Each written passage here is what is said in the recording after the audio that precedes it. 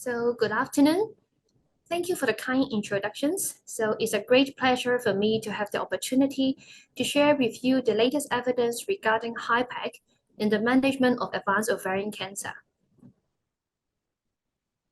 So ovarian and peritoneal cancer is the sixth commonest female cancer in Hong Kong.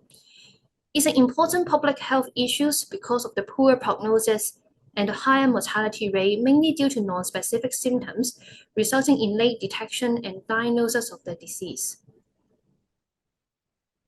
You may see from this table, there's indeed an upward trend observed for the incidence rate of ovarian cancer for the past 40 years, but the death rate has been relatively static across the year. The cornerstone in the first-line treatment of ovarian and peritoneal cancer is a combination of cytoreductive surgery based systemic chemotherapy. Except for patients that are not eligible for surgery due to severe comorbidities or extensive tumor spread, the optimal cytoreduction is unlikely to be achieved in the primary setting. In such case, neoadjuvant chemotherapy would be given and the patient would be reassessed for feasibility of an interval cytoreductive surgery. The use of other systemic maintenance treatment, such as bevacizumab or PrEP-I, have gained importance in the last decade in a selected group of patients.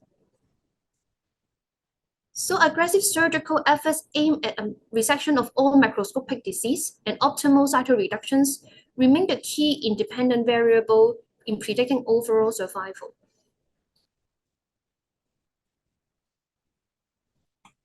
However, despite high complete response rate to initial treatment, there's still a high proportion of patients with advanced stage ovarian cancer that will experience disease recurrence, especially over the peritoneal cavity. With these, there are evidence reported on the pharmacological advantage of delivering chemotherapeutic agents intraperitoneally. So there are reported a 20-fold higher concentration for cisplatin if they are delivered in intraperitoneal routes compared with that measured in plasma after an intravenous administration, and even up to 1,000-fold concentration as for intraperitoneal paclitaxel. It allows for a continuous and prolonged exposure of high drug concentration with a lower peak plasma level over time, which may improve oncological outcomes by eliminating residual microscopic peritoneal seeding more efficiently than by intravenous route. So evidence has support that intraperitoneal chemotherapy demonstrate a better median progressive-free survival and overall survival. And indeed, it shows a decreased risk of progression and a decreased risk of death in the intraperitoneal routes. However, there are still concerns regarding intraperitoneal chemotherapy, such as an increased toxicity like renal toxicity, gastrointestinal or hematological toxicity. The penetration of intraperitoneal drugs were limited to the superficial cell layer only, so therefore it's still unclear whether intraperitoneal therapy can offer any advantage over intravenous treatment in patients with macroscopic residual disease. Also, it requires multi-day scheduling, and there's still concerns regarding catheter placement and some catheter-related complications. So despite trials showing survival benefit, intraperitoneal therapy has not been widely adopted. So is there any ways to keep the advantage of intraperitoneal therapy, but to minimize all these drawbacks? Hyperthermic intraperitoneal chemotherapy, we call it HIPEC, is indeed administration of chemotherapy immediately following a cytoreductive surgery while the patient is still under anesthesia. The drug solution is heated to 42 degrees Celsius and will be recirculated in the abdomen via a hypothermic pump. So tubes are applied in the abdominal cavity to bring the heated fluid from a reservoir to the abdominal cavity, and then it will be circulated throughout the peritoneal cavity before they are aspirated again in the closed circuits. So the rationale of hyperthermic delivery is that heat can increase the penetration of chemotherapy on the peritoneal surface and enhance the sensitivity of cancer cells to chemotherapy by inhibiting DNA repair and triggering protein desaturation. denaturation.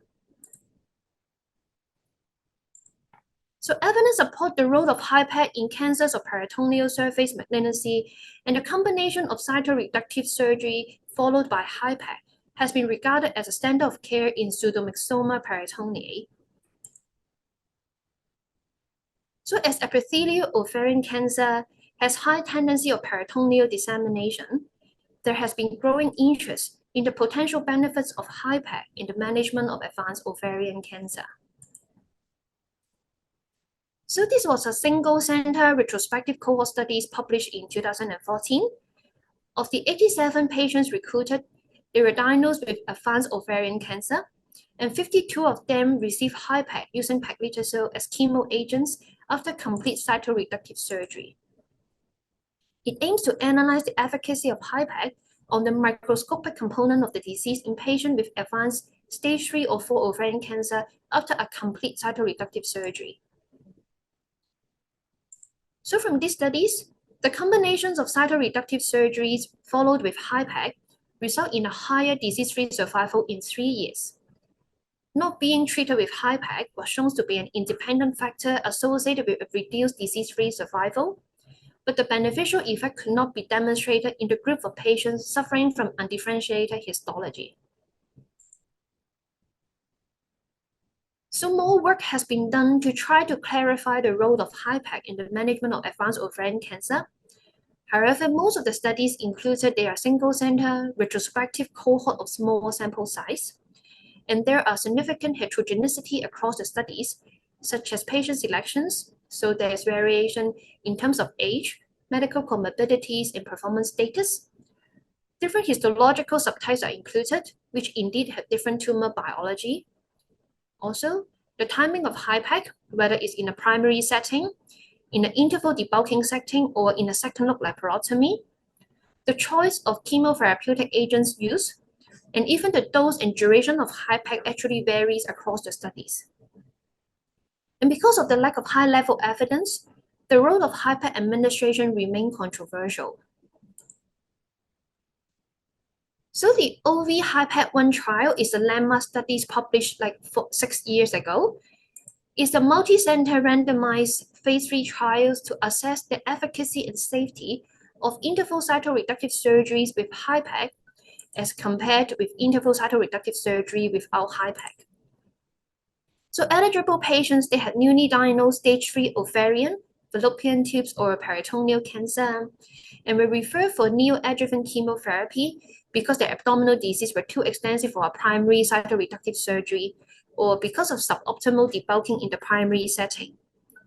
So they should also have a fair performance status and should have a normal blood count and adequate renal functions for chemotherapy.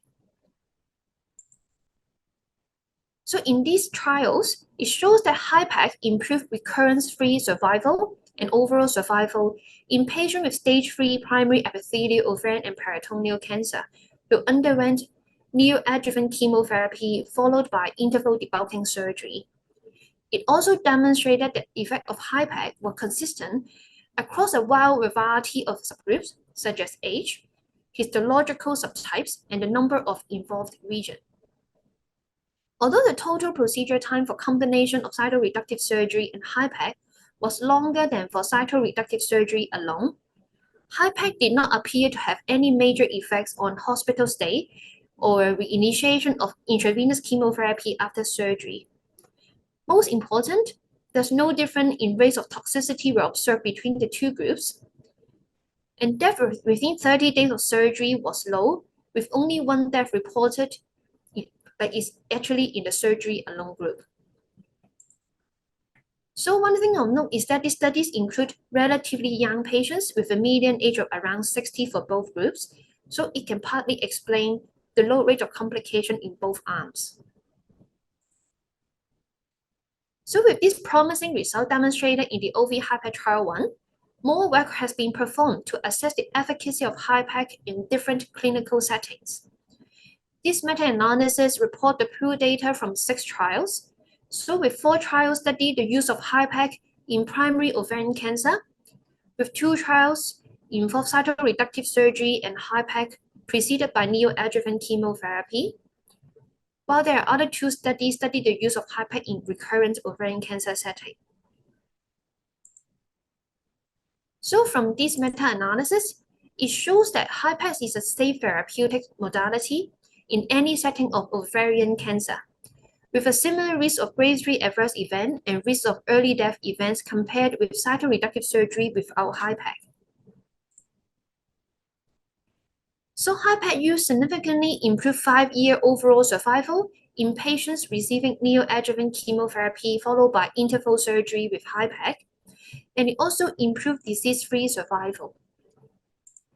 So when time point analysis for disease-free survival are considered, the benefit of HIPEC among patients who receive neoadjuvant treatment and interval surgery is statistically significant directly from the first year, with a reduction of 42% in the risk of recurrence or death, and that steadily diminished to around 6% at the 4th and 5th year of follow-up. It shows that HIPEC managed to drastically diminish the risk of recurrence at a short time window, but maintained only a part of it at longer follow-up. However, this survival benefit was not evidenced in the small group of patients who did not receive neoadjuvant chemotherapy or in a recurrent setting. However, it should be highlighted that currently there is limited study that exclusively study the use of HIPEC in primary ovarian cancer receiving primary cytoreductive surgery and HIPEC. And in this randomized subgroup of patients is of small sample size. So this data should be interpreted with cautions until large multi-center randomized studies are available. Overall, long-term survival data for HIPEC in treating ovarian cancer is still lacking at this time point. So indeed, it's a great news for the final survival data release for OV-HIPEC-1. So it provides an update on the survival outcome of participants after a 10 years follow-up period. So this table shows the median progression-free survival and the overall survival comparing the two groups with and without HIPEC in cytoreductive surgery. Following cytoreductive surgery, it shows that HIPEC use is associated with a longer median progression-free survival around 3 months, and associated with a prolonged overall survival of 11 months in the HIPEC group. So the addition of HIPEC has been shown to prolong disease control, as shown by the early divergence of the progression-free survival curve, but did not result in a better cure rate, as shown by the convergence of the curve at longer follow-up. It reflects a delay in disease recurrence, which is also reflected by a lower incidence of platinum-resistant disease in the HIPEC group. So the effect of HIPEC remained consistent across different subgroups analysis. However, the addition of HIPEC has been shown.